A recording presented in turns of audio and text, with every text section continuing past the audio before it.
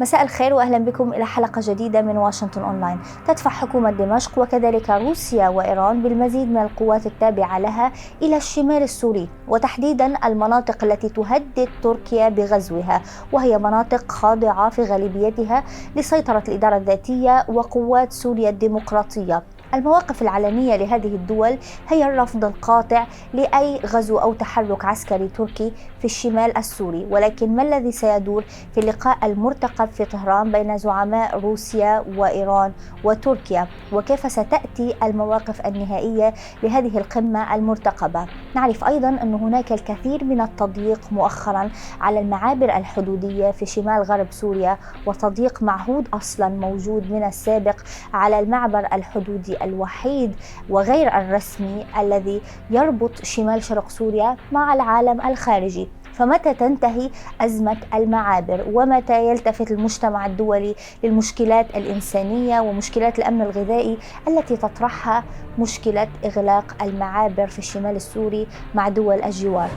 هذا ما أبحثه في حلقة اليوم. سأرحب بضيفي السيد ساشا رابرت، وهو الباحث والمحلل السياسي الألماني في معهد ميونخ لدراسات السياسات الخارجية. ينضم إلينا أيضا عبر سكايب من العاصمة الألمانية برلين. ابقوا معنا لمتابعة هذه الحلقة. أهلا وسهلا بك ضيفي السيد ساشا رابرت، المحلل في معهد ميونخ لدراسات السياسات الخارجية. سيد ساشا، نعرف أنه تم وأن على مضض تمديد فتح معبر في شمال غرب سوريا بالقرب من إدلب، ولكن أيضا مع حدود وقيود تقيد عمل هذا المعبر. ما الذي نعرفه عن الأوضاع الإنسانية في الشمال السوري بسبب التقييد على المعابر؟ Yes, as we saw yesterday with the approval of the 6-month extension of the cross-border aid, Russia is aware that its unfounded refusal cannot be sustained in the long term, in my opinion. Even if we have now such an agreement for extension, I think that the situation is still tense. The road for this cross-border aid has several long-term effects that are often ignored here and that were summarized very well by Emma Beals yesterday. Firstly, because Russia and the Assad regime have once again been able to present themselves as somewhat reliable partners for stabilizing the region, although they are themselves somewhat actually responsible for the most of the suffering over there. And second, because Western donor countries could still not agree on an alternative mandate that would work without Russia's consent in the near future. These additional 6 months, which is not a long time in the political business, must be used to show a political decisiveness by the other donor states in order not to become the victim of blackmail politics by the Kremlin in the coming winter. Indeed, I would argue that the period is a strategic choice by the Kremlin. The end of deliveries in winter gives Russia more room to force the West to compromises that Russia will need after nearly a year of war of attrition in Ukraine.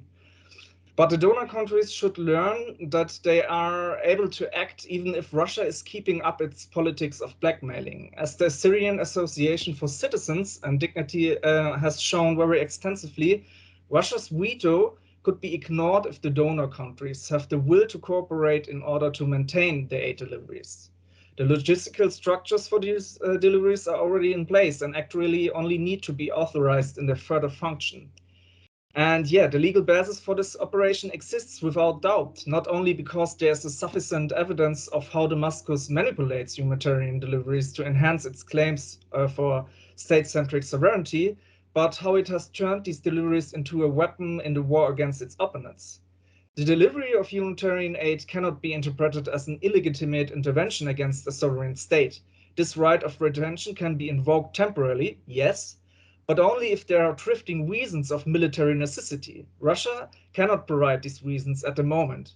If the UN is already providing humanitarian aid to the Assad regime, which is accused of countless scientific reports of diverting humanitarian aid for its own persistence, then the UN can only live up to its principles if it continues to ensure a steady flow of aid to the regions outside of Damascus control. ماذا عن مسألة المعابر في شمال شرق سوريا؟ هناك معبر وحيد غير رسمي وهو معبر سيمالكا، وهناك حديث دولي عن أن الأزمات الاقتصادية تؤدي إلى تصاعد نفوذ تنظيم داعش الإرهابي. هل من حلول سياسية أمل يلوح في الأفق لفتح معابر أخرى رسمية بين الشمال السوري والعراق؟ No, I don't think that this is on the agenda at the moment, since you can see the whole situation is that the West needs, or the donor countries who are willing to do this, needs to find a mandate, and I think this is the problem at the moment. We don't have the situation that they come to the table and say, okay, we need a stable mandate which is outside of any blackmailing politics from each actor. This is the situation at the moment, and I don't think it will change in these 6 months.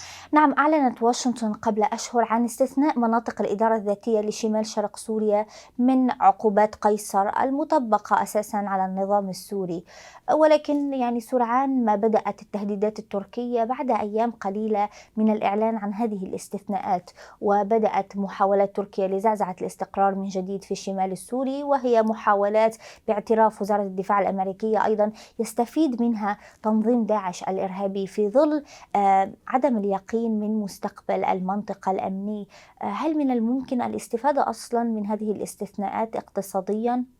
Yeah, I think one really important issue is the complexity on the ground and the complexity of sanctioned regimes in total. So I think we have here two perspectives which are very important. Even if exemptions are made by law for the sanctioned regime, many organizations are reluctant to start working there. Central to this complexity of sanctioned regimes, as well as the complexity of implementing humanitarian aid work on the ground. If I have a clearance to deliver goods, that still doesn't mean that my work on the ground is affected by secondary sanctions or other measures. I mean, I don't know which the situation is in northeastern Syria, but when it comes to northwestern Syria and Idlib, the organizations are forced to work with Hayat Tahrir al-Sham, which is designated a terrorist organizations, and thus the willingness to work in these regions is once again severely restricted. And I think this is a situation we have to deal with, especially even when it comes to southeastern Syria, northeastern Syria or northwestern Syria. We have here secondary sanctions which could, deteriorate the situation totally. So yes, and when it comes to the current security situation, this is another point, and I think here we have to see several aspects. I think if you especially speak about the situation or the incursion of Turkey in northeastern Syria, I'm trying to learn from the war in Ukraine and be careful with predictions here. If and when Ankara will make its threats to invade northeastern Syria reality, is something I view from a more domestic perspective. The AKP is losing its majority right now, and there are some voices that claim that a war now would be a diversionary maneuver by President Erdogan to distract from the miserable domestic situation. However, I would also say that another invasion of Syria would not necessarily be concurrent with the attitude of many Turks, especially in context of the current economic situation in Turkey. Further indebtedness and dead Turkish soldiers could be the final nail in the AKP's political coffin.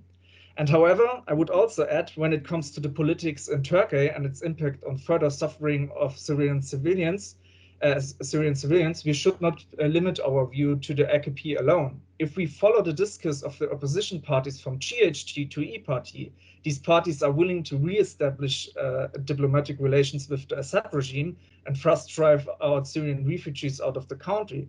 From a European perspective, I find it very difficult to see a good case scenario here that doesn't end in further violence against Syrians. شكرا جزيلا لك سيد ساشا رابرت، كنت معنا من برلين. Yeah, you're welcome. وفي الختام أشكر كل متابعي واشنطن أونلاين ونورث بريس على حسن المتابعة. ألقاكم في حلقة جديدة الأسبوع المقبل، إلى اللقاء.